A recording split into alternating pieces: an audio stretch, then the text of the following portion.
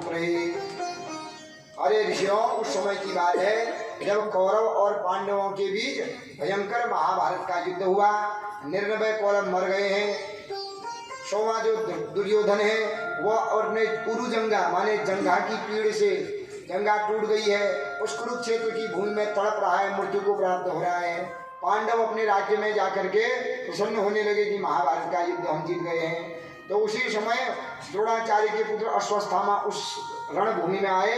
सबको देखते हैं कि मेरे पिताजी भी मर गए हैं, हमारे यजमान सब मर गए हैं। एक कौन किसको देखा हिलते हुए? दुर्योधन को देखा। तो दुर्योधन के पास गए और कहने लगे, अरे दुर्योधन, तूने कभी कर्ण को सेनापति बनाया, कभी मेरे पिता द्रोणाचार्य जी को सेनापति बनाया।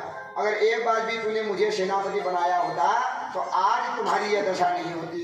अब तो मेरा यजमान है, मैं तेरा पुरोहित हूँ। पुरोहित माने जो यजमान का पूरा हित करे, धर्म अर्थ काम और मोक्ष चारों तरफ से जो यजमान का हित करे उसे कहते पुरोहित। तो मैंने तेरे घर का अन्न खाया है, तेरा नमक खाया है, तेरा जल खाया है, पिया है, तेरे दिए वस्त्र पहने, तू बता तेरी अंतिम इच्छा क्या है, क्योंकि अब तू बचने वाला तो है नहीं।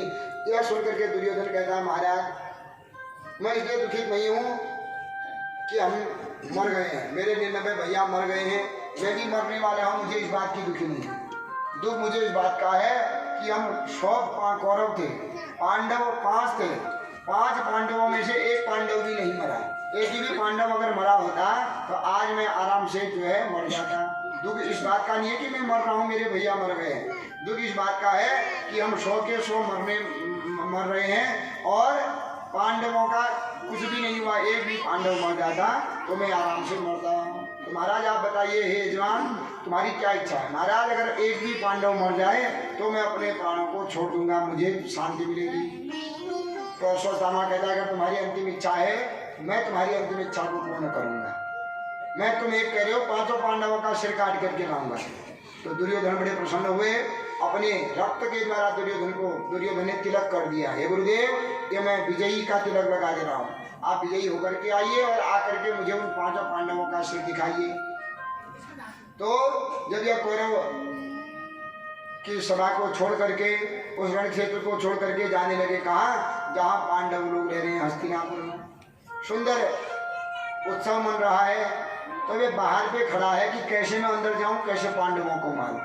भगवान उनकी पक्ष में है, तो जहाँ भगवान या तो हरि ततो जय, जिस पक्ष में भगवान होते हैं वहाँ सदा जय होती है। तो भगवान समझ गए कि आज कुछ न कुछ गड़बड़ होने वाला है और अश्वत्थामा आया है। तो भगवान पांडवों से क्या कहते हैं कि आज 18 दिन के बाद हम महाभारत का युद्ध जीत करके आए हैं। तो आज जीत करके आए हैं तो उत्सव होना चाहिए, पार्टी होनी चाहिए। तो कहाँ चले? आज हम लोग वन में जाते हैं, वन में जाकर के वन भोज करते हैं, वन में उत्सव मनाते हैं जीतने की। तो 5 पांडवों को लेकर के संध्या के समय में भगवान चले गए वन में। और पांडवों की जो चारपाई है, उस चारपाई में 5 पांडवों के पुत्र जो दिखने में पांडवों के जैसे हैं, वो अपने पिता की देह में सो गए। अब यह कहता है मैं अंदर कैसे जाऊंगा? तो काका उल्लू का न्याय के द्वारा अंदर गए। काका उल्लू का न्याय माने कौवा अकेला, कौवे अनेक है वृक्ष में और उल्लू अकेला है।